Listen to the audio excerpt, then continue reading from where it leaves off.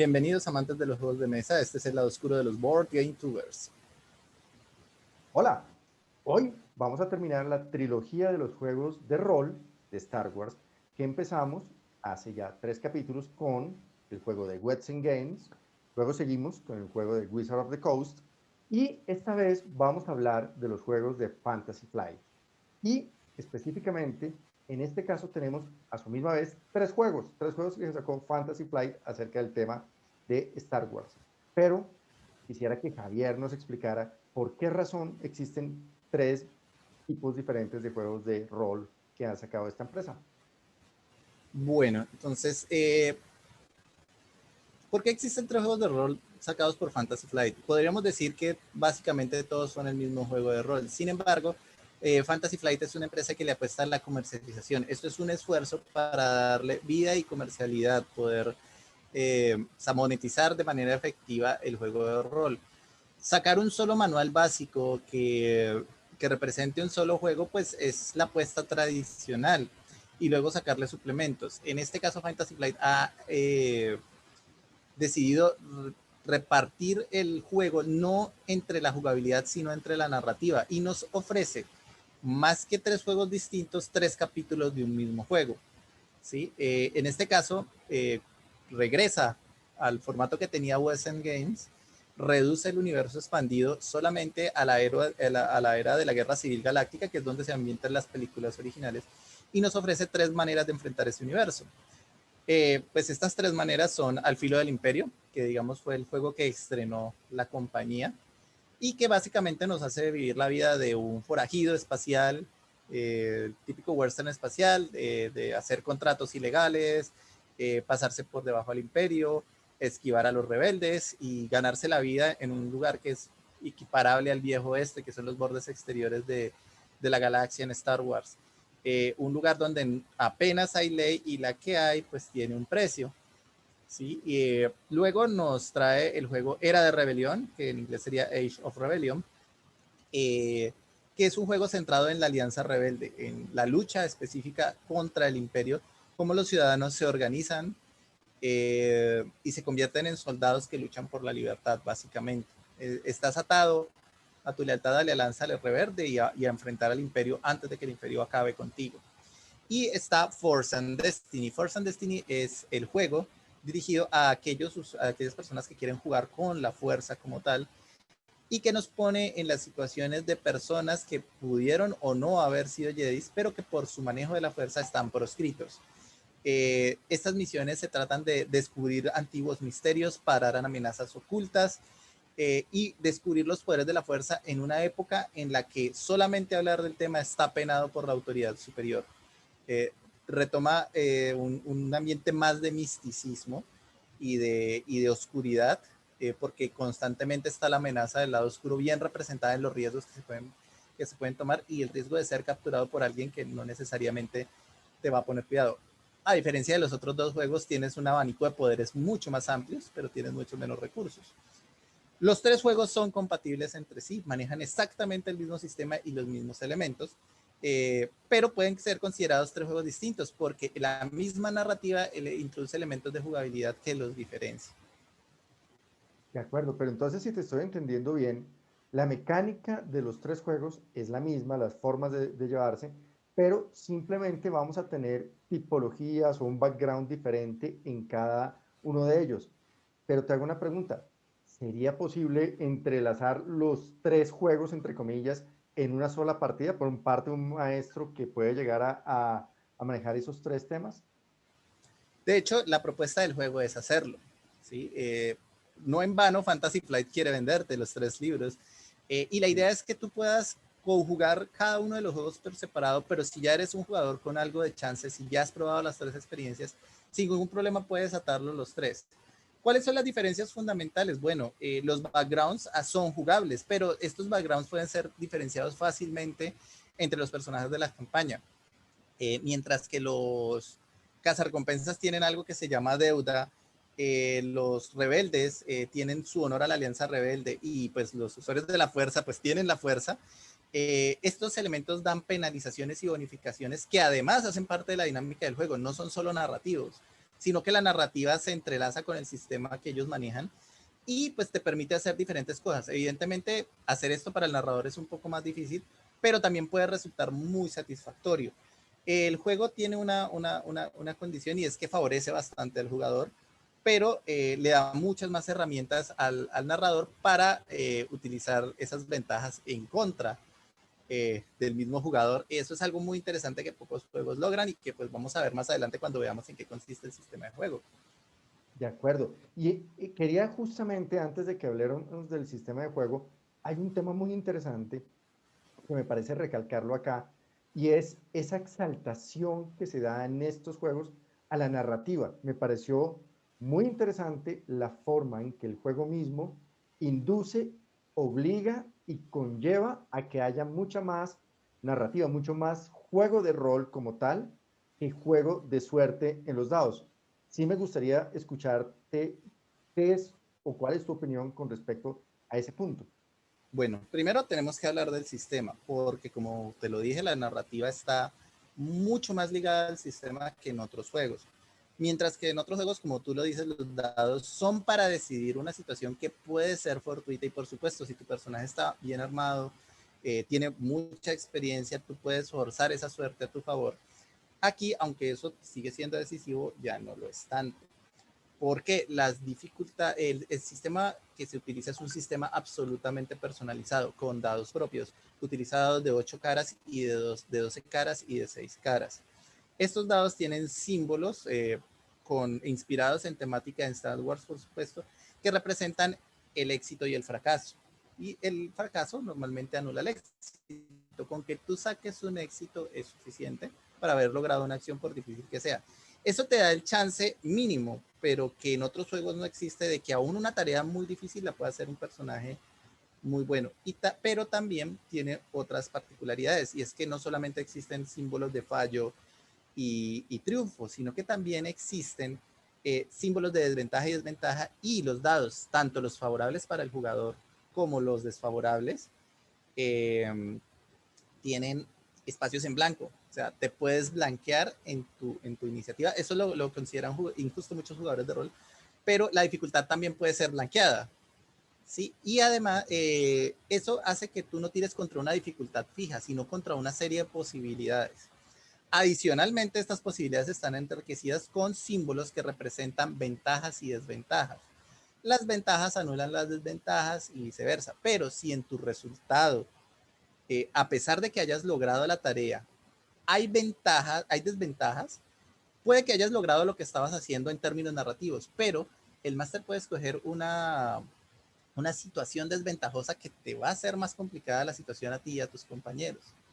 Por el contrario, si tú tienes ventajas, así hayas fallado, puedes utilizar estas ventajas para mejorar tus posibilidades y para hacer acciones adicionales. Ojo, no acciones en términos del juego lo estrictamente del juego de mesa, sino acciones narrativas que lleven a que tú más adelante consigas mejores resultados, superes dificultades que normalmente no hubieras tenido. O sea, te metes en problemas o sales de los problemas, no importa lo difícil que sea. El juego enriquece la capacidad del narrador y del jugador de establecer nuevas posiciones, de darte el terreno alto o perderlo francamente rápidamente en algún momento.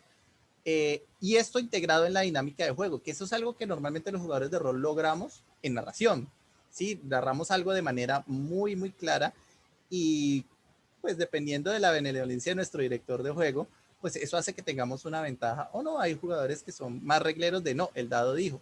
Aquí el dado te apoya en tu narración, y si tu narración además se apoya en los resultados de los dados, puedes tener formas adicionales de conseguir tus propósitos en términos de juego. Y esto no solo está implementado al combate, esto también va a las acciones sociales y a las acciones económicas que el juego te plantea. De acuerdo. Y no sé si opinas lo mismo, Javier, pero considero yo que este juego es mucho más retador, tanto para el maestro como para los jugadores, desde el punto de vista de experiencia de juego y de rolear, lo que se denomina rolear un juego. Pero para eso, y me gustaría que en tus palabras explicaras un poquito qué significa ese pedazo de rolear un juego, qué significa el tener que interpretar un personaje dentro de todo el desarrollo, que quizás es un poquito diferente a lo que es un juego de mesa tradicional, donde simplemente las fichas o las participantes que estás llevando ya son definidos. En el juego de rol se va creando, es una historia que se va desarrollando. Bueno, básicamente pues, se puede traducir como interpretar. Eh, Al igual que en un juego de mesa hay reglas y hay reglas estrictas, todos los juegos de rol las tienen y esas reglas determinan el éxito o el fracaso en un conjunto de decisiones. ¿Sí? Ese conjunto de decisiones generalmente es combate porque es donde se implementó por primera vez cuando se hicieron los primeros juegos de rol, era para definir si tu combate lo ganabas o lo perdías, no tenía otra función, pero poco a poco los juegos de rol han ido evolucionando a establecer, por ejemplo, conversaciones, capacidad de convencer a otros, realizar tareas complejas que de pronto tú como jugador no sabes hacer, pero tu personaje sí. Eh, la regla está ahí para decir cómo vas avanzando en el mundo, pero quien realiza las acciones eres tú. Uno de los chistes del juego de rol es que tú no solamente digas qué va a hacer el personaje, sino que interpretes a ese personaje.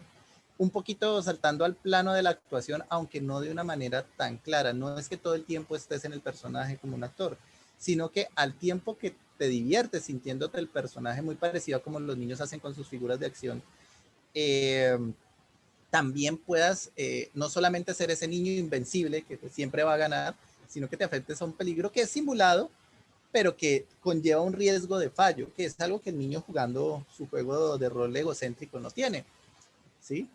Esto ya es un poco más complicado, pero básicamente la idea es no solamente mover las fichas en el tablero y seguir las reglas, sino interpretar el personaje.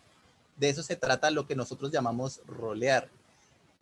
Las reglas del rol están separadas de las del juego de rol. Básicamente, hay jugadores que se dedican a jugar las reglas del juego, a decir, me muevo aquí, hablo con tal persona, tomo la misión, la resuelvo, combato contra los monstruos y termino. Esa modalidad de rol existe, se parece mucho a los juegos de Dungeon Crawl, que también saca Fantasy Flight. ¿Sí? Eh, pero hay un juego más narrativo en la que esas reglas solamente importan en momentos decisivos y lo importante es cómo hables, que interpretes al jugador, que hagas voces, que te asustes, que pongas inflexión en la voz, que sientas el peligro, que te desesperes porque tu personaje puede morir en ese momento. Eso también hace parte del juego. Esos dos aspectos separados del juego se unen. Un amigo lo definía de una forma muy clara. Es como una partida, es como una obra de teatro con un juego de parqués en la mitad.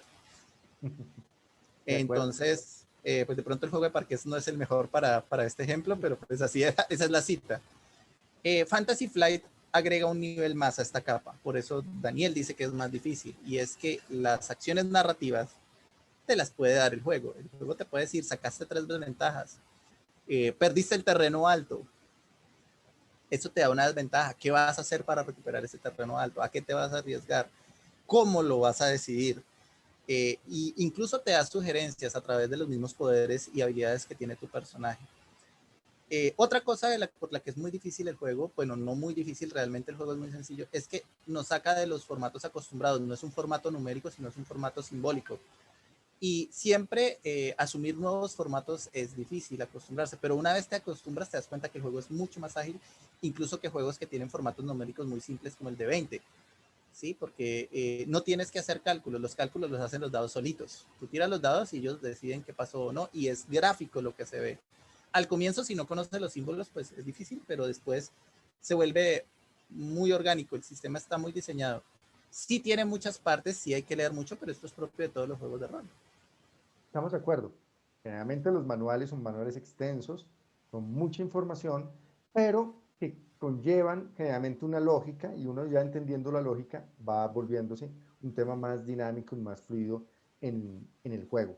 Y hay un tema interesante que no has tocado, pero que me gustaría que lo habláramos, y es el impacto o el manejo de la fuerza dentro de todo el desarrollo del juego de rol y además cómo esa fuerza, entre comillas, te puede incluso para poder llegar a salvar situaciones que pudiste haber omitido en el pasado como jugador y que puedes llegar a incorporar de alguna manera para traerlo en algún momento una ventaja que necesites urgente o alguna ayudita extra en un lanzamiento muy importante y que necesitas ponerle la fuerza de tu lado en ese sentido. Entonces quisiera, Javi, que nos cuentes cómo es el manejo de la fuerza en los juegos de Fantasy Flight. Bueno, el manejo de la fuerza tiene dos instancias en los juegos de Fantasy Flight. La primera es que la fuerza es un factor determinante que le da a los jugadores ventaja o desventaja al comenzar la partida. Existen dos dados que también son de 12 caras y estos tienen unos símbolos que son la luz y la oscuridad. La oscuridad le da al director de juego recursos adicionales, porque como toda la narrativa está incluida de esos recursos, para aumentarte las dificultades o ponerte en aprietos narrativos. Mientras que los luminazos te dan ventajas como jugador para hacerlo. Por eso te digo, el juego es muy generoso con los jugadores. Los jugadores siempre, en este caso, para tirar los dados de la fuerza, por ejemplo, los jugadores van a tirar más veces que el director de juego. Estos dados te permiten potenciar tus habilidades, dándote dados de ventaja, que son los dados de 6, que tienen símbolos de los mismos símbolos, pero que agregan a tu pool, o te permiten reemplazar acciones. En términos narrativos, la fuerza está de tu lado. Y al estar la fuerza de tu lado, tienes mayores posibilidades de enfrentar estas situaciones dantescas que nos ocurren en los juegos de rol. Pero si la fuerza no está de tu lado, si el lado oscuro te ha mirado, tu director de juego tiene la posibilidad de ponerte más aprietos porque la fuerza está hablando a través de la oscuridad y te está teniendo. Ahora, eso es un aspecto general para los tres juegos. Tener dados de la fuerza es una condición general que le ayuda al jugador a iniciar el juego y a darle un toque adicional de ventaja o de desventaja, que de pronto es un poco al azar, pero revisando los dados están a favor del jugador, no están ahí para ponerle la trampa, de hecho están ahí para ayudarlo. La fuerza siempre es benevolente con los héroes, ¿sí? Aunque a veces ocurren cosas oscuras. La otra forma de manejar la fuerza en el juego, que se explora en los tres manuales, pero con realmente profundidades en Force and Destiny, y es la cantidad de poderes y habilidades detalladas de la fuerza, de lo cual el juego se alimenta mucho, no solamente del lore de Star Wars, en general las películas y los cómics, sino que se alimenta mucho de las versiones anteriores. Los nombres de los poderes, el tipo de expresiones que se utilizan, la forma en que esos poderes son descritos son cosas que evidentemente tienen su seno en West End Games y mucho de su desarrollo posteriormente en los manuales de Wizard of the Coast, ¿sí? Viendo que el juego pues tiene una nueva cara, tiene unas nuevas reglas, tiene un nuevo dueño, pero recuerda los orígenes del juego de rol. Y aunque esto está disfrazado para que parezca que es completamente original, evidentemente ahí están estos elementos históricos que hacen presencia a través de cómo se estructura sobre todo este aspecto de la fuerza. Por supuesto, hay otros elementos como los vehículos, las armas, las ambientaciones, los lugares, los planetas, que también, pero es aquí en cómo se usa la fuerza, que prácticamente es un juego aparte, por eso está en Force and Destiny, que se puede ver. Aunque todos los personajes tienen acceso a la fuerza, aunque sean de las otras versiones, el acceso es costoso en puntos de experiencia. No es fácil manejar la fuerza. De acuerdo. Pero acabas de tocar un tema que me gustaría que nos contaras un poquito más con respecto a lo que es el tiempo. Es decir, los juegos de Fantasy Flight llegan en el 2012, cuando ya han finalizado obviamente las franquicias que tuvieron en sus momentos, y en ese orden, Watson Games y Wizard of the Coast. Después viene Fantasy Flight en el 2012, pero desgraciadamente, y te lo digo porque me duele saber que ya el tema finalizó en el 2020, febrero, si no me equivoco, del año pasado. Febrero de 2020 falleció. Fantasy Flight ya no tiene más el tema de los juegos de rol. ¿Qué nos puedes contar de eso y sobre todo, qué conoces de lo que puede llegar a venir? Porque los juegos de rol y Star Wars son muy, muy cercanos, muy compaginados y muy seguramente esto tiene que seguir y va a seguir retomado por otra empresa o puede ser por la misma Fantasy Flight. Bueno, entonces hablemos entonces un poco de la historia del juego, que es algo que nos hemos saltado. Bueno, Fantasy Flight adquiere los derechos para la comercialización de juegos de mesa de Star Wars en 2012 y como pues vamos a ver muchas veces en este canal, no se quedó quieto con eso. Sacó cantidad de productos, los cuales muchos ya hemos analizado.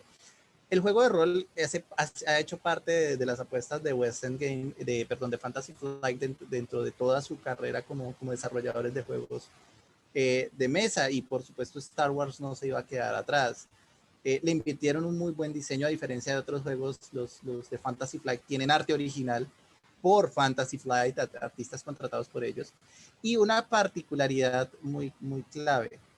La compra de estos derechos por parte de Fantasy Flight es justo el año antes de que Disney compre Star Wars, llegándose a un conflicto de intereses que habría en ese momento podido quitarle la licencia completa a Fantasy Flight nuevamente.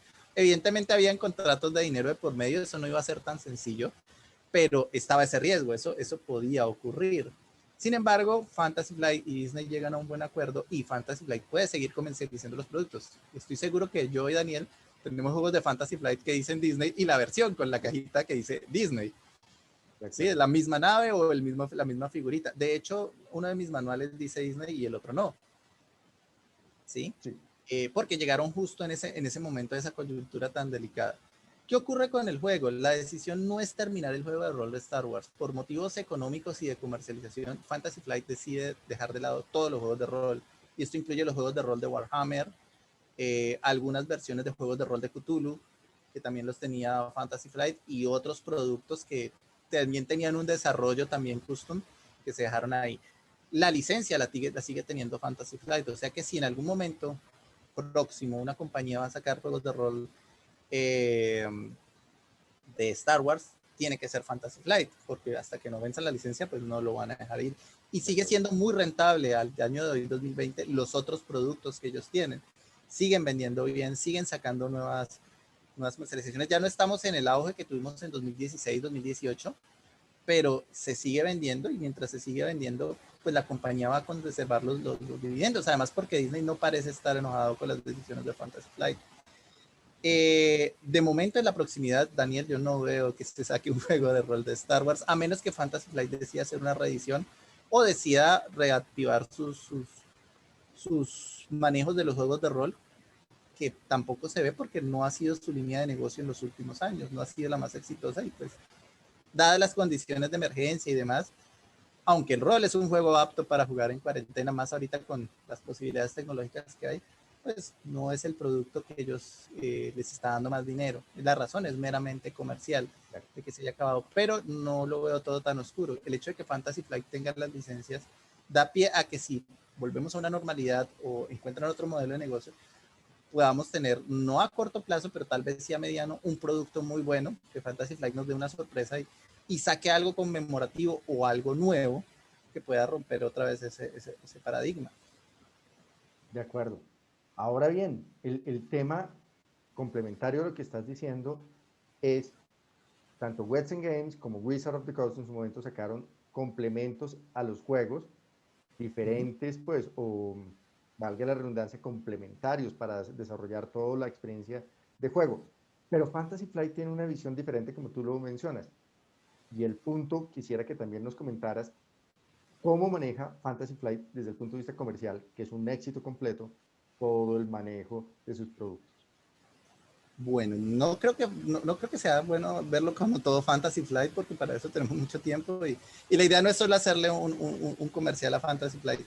De acuerdo. Pero en cuanto al juego de rol, es muy claro que sí hay una comercialización distinta. Empezando por la forma en la que se editan los manuales. Normalmente sí se editan 3 manuales, pero uno es complemento del otro. En este caso, Fantasy Flight te está vendiendo juegos completos de una sola vez.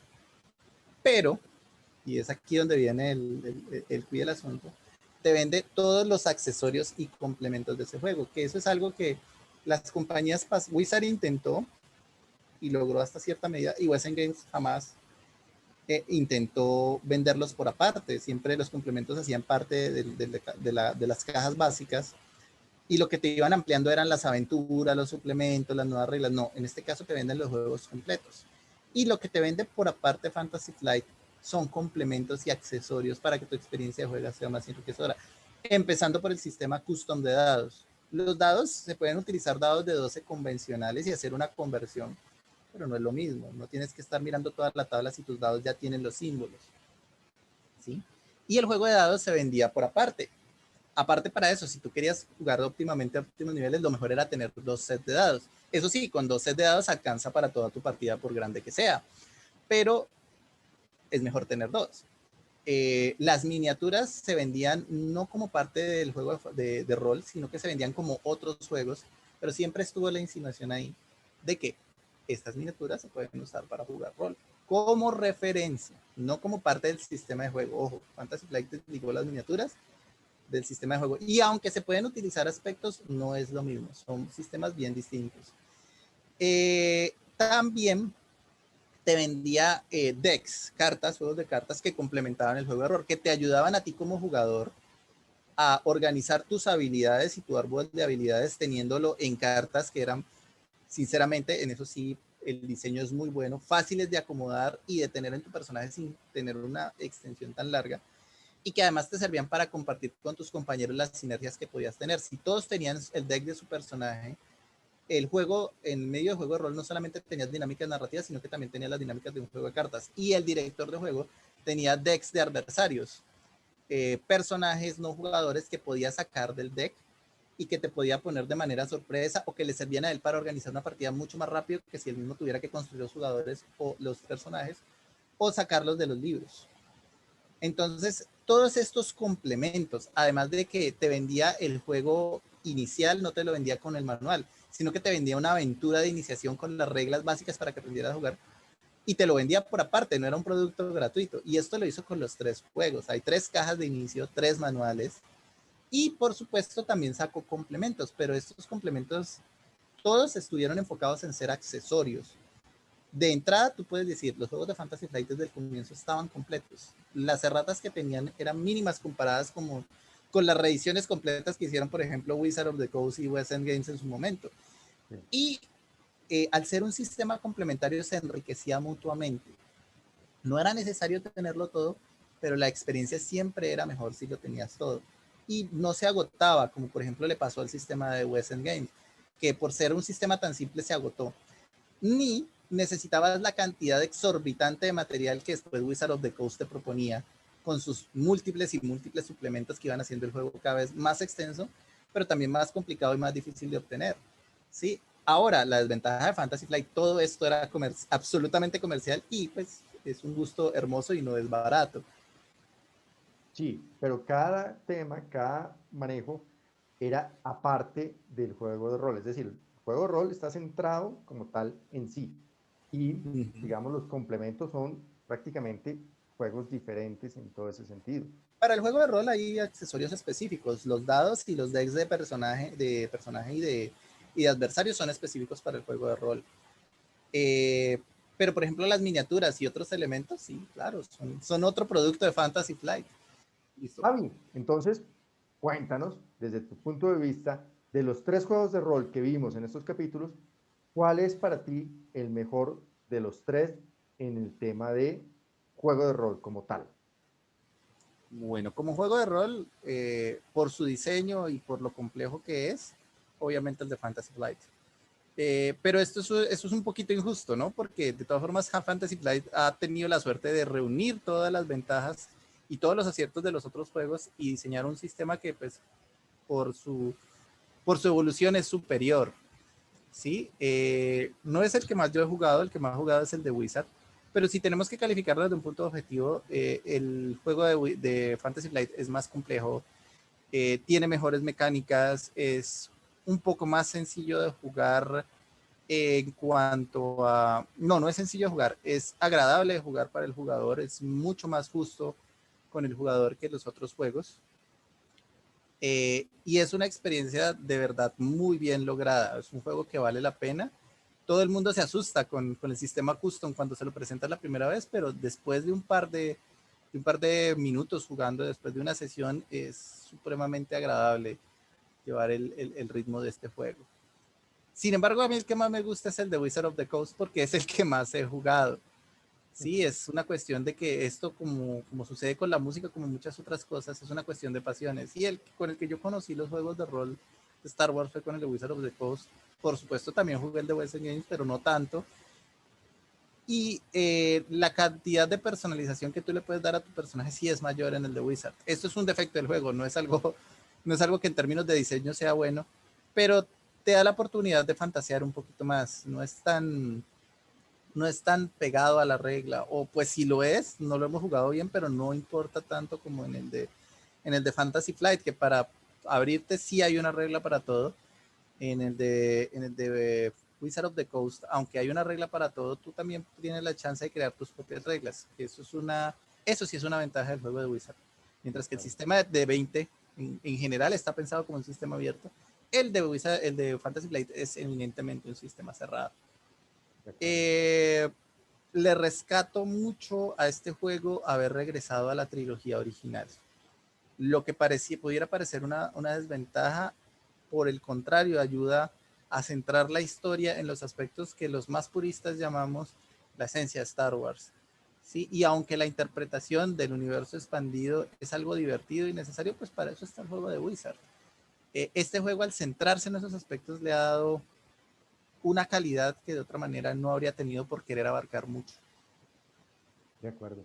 Yo creo que lo que acabas de decir es una de las ventajas que tiene, y es que busca ser más preciso y más claro en el tema de lo que les ha gustado a los fanáticos de hace mucho tiempo de Star Wars, y no ha querido buscar otras ramificaciones, otras profundizaciones.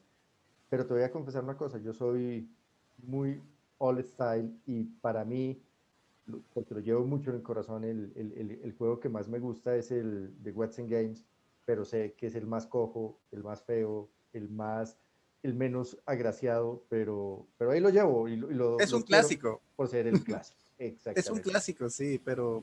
Y tiene sus bondades. Al juego no hay que... Tiene la desventaja más grande, fue el primero que salió.